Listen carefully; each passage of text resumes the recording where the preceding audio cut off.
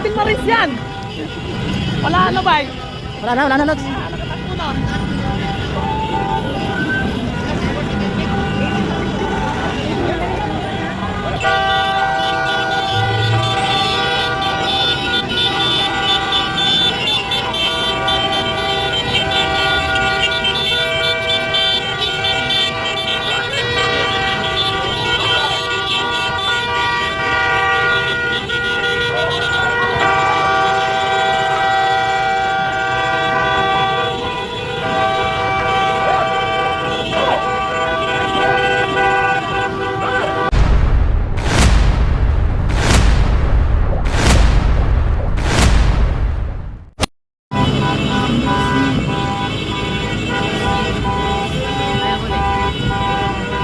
Nandun ang 18 Marines. Ayun yan.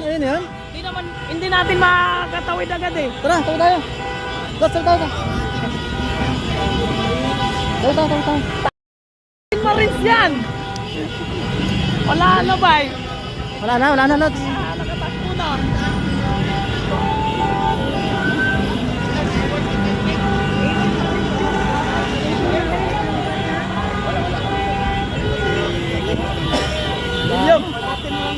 William.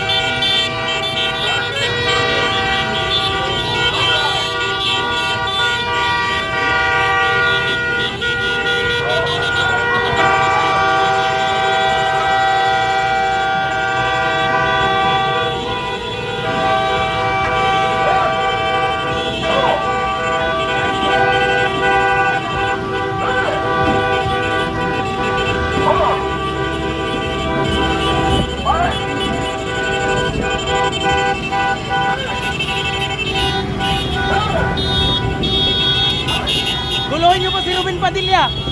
Ganito mangyayari.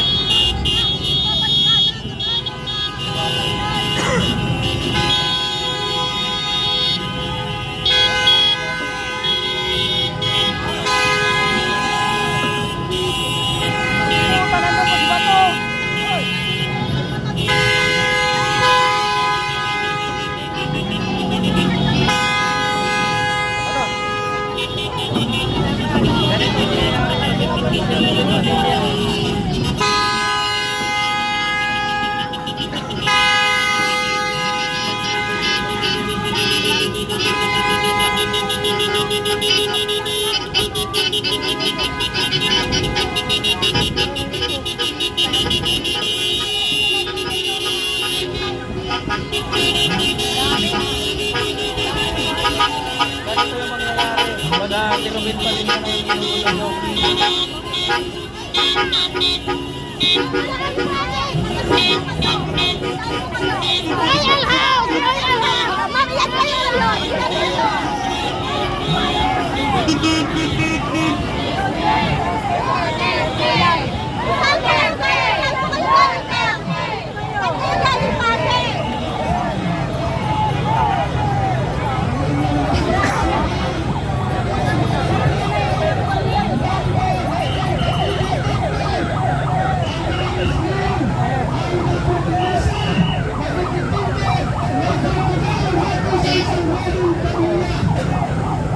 na yung istorya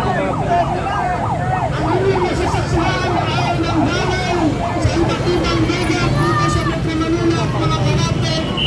probinsya.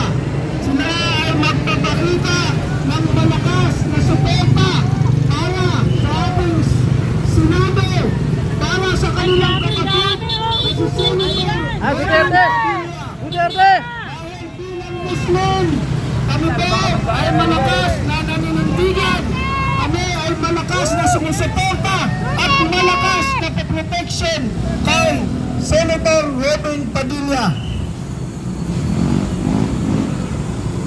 Hintayin po lamang natin yung ating mga kasamahan dahil marami pa po ang hindi dumadating. Nais ko po i-welcome ang spokesperson ng Muslim Alliance for Sara Duterte sa katauhan ni Engineer Nasib Malarani. Marami pang organisasyon ang nagdiklig-diklig, nagsama-sama upang magpakita Sorry, boss. ng suporta para kay Senator Robin Padilla. Pero iulit ko, hindi po kami papayag ng isang Robin Padilla ay 19. Hindi kami papayag na siya ay pastusin. Sabi, oh. Grabe guys, nandito na po yung mga iba't ibang grupo o yung mga parallel group dito po sa may harapan po ng Senado. Kami po ay nakikitilig ngayon sa kanya bilang Muslim. Kaya kami nagpupulot po, nagmula sa iba't ibang organisasyon, hindi lang dito sa Metro Manila, kundi sa iba pang mga karatig na probinsya para magpakita ng malakas na suporta para sa aming mahal na senador, Senator Robin Padilla. Ulit ko, hindi po namin papayagan na siya ay kailuhan ng kahit sino man. Dahil kami po ay nakikipaglaban para sa kanya. Bilang isang Muslim, kami ay tumitindig para ay nagpalaki sa akin, PME, mga general, naging general, sa Swisscom. Sa Swisscom ako lumaki. Lower, Calarian, Swisscom, sa Ukraine. Pasilan mo sulo, tumapit ako dahil nasa akin doon ang ano ko, Estepana. Kaya, yun so galit na galit talaga ako yan at trililing. Kasi yan ang nagpihit sa'yo. Yan ang hypnotizer, hypnotize ka. Para pambigay doon sa mga Motor na. dahig, $5 million, dito. Hindi ka basa din mo. Congressman, mga malita. Alam ko yan.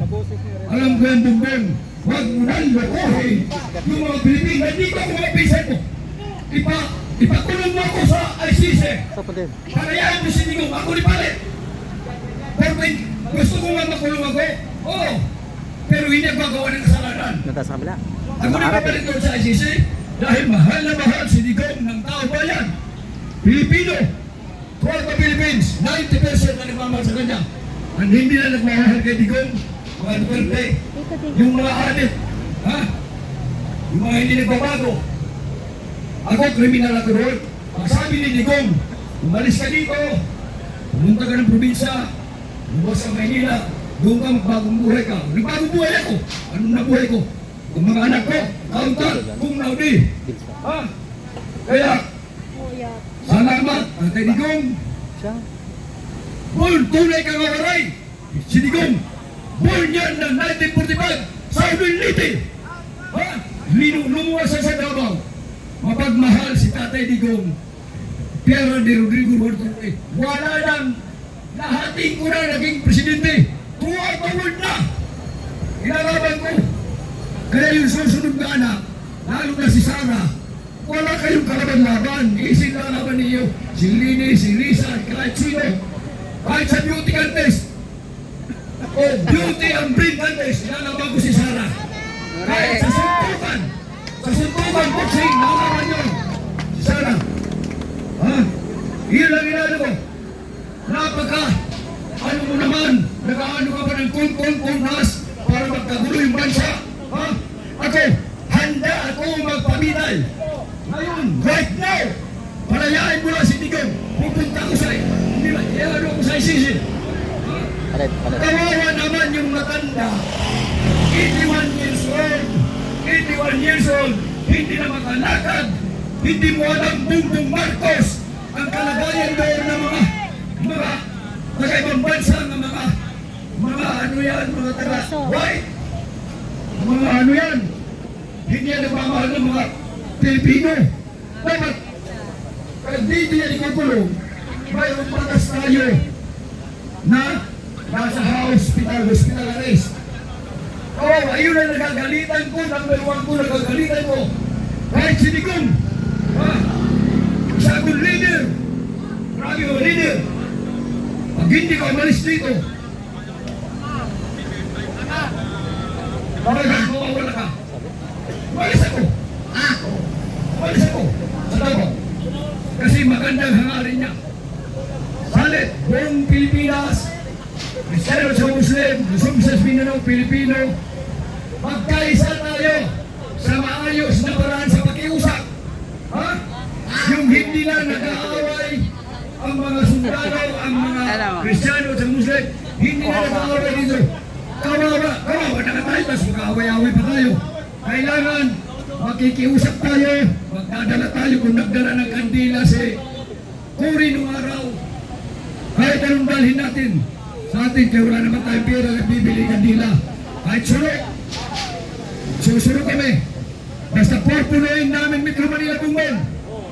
Darating na ang panahon pag ako nawagan, I am a leader, I am a president. Ha? Bang! Nananawagan ako sa Pilipino. Ha? Bongbong Marcos, huwag mo nang antayin, mamamatay ka kaya may sakit ka na. Kasi pag-aagawan yung pisto mo, baka yung anak pag-ano mo, pag-ano ka ba ng kunasimli, pag-ano ka kaya may sakit ka na. Wag na, kawawa na ang Pilipino. Marami nagugutom. Ha? Di ba ako? Ikaw, kahalot mo na ang damot mo. Mga waray-waray doon, nagugutom sa waray. Kung talagang tunay kang waray, ikaw, Martin, waray ka, sabi mo kugusman ka sa Pagdisig at Global. Bakit? Ilibre mo yung kababayan mo, ilibre mo lang yung fertilizer. Ikakawat mo, bilyon-bilyon. Martin Romandes, ikaw tumbong. Ilibre mo yung Maraming tao dito. Visayas, Mindanao. Walang tao lang dyan. Ha? Ilibre mo ang agriculture. Yun ang importante. Ilibre mo ng mga fertilizer. Salamat. Salamat. Allahu Akbar. Maraming salamat. At kung bata akong Mindanao, waray-waray ini. Maraming salamat. Napihan na na source. Well, isubre na. Katawaray. Ako bumbong. Huwag kang Balangon, balangon. napihan na na. Balangon, balangon. Kuko namin. Parang. Oh,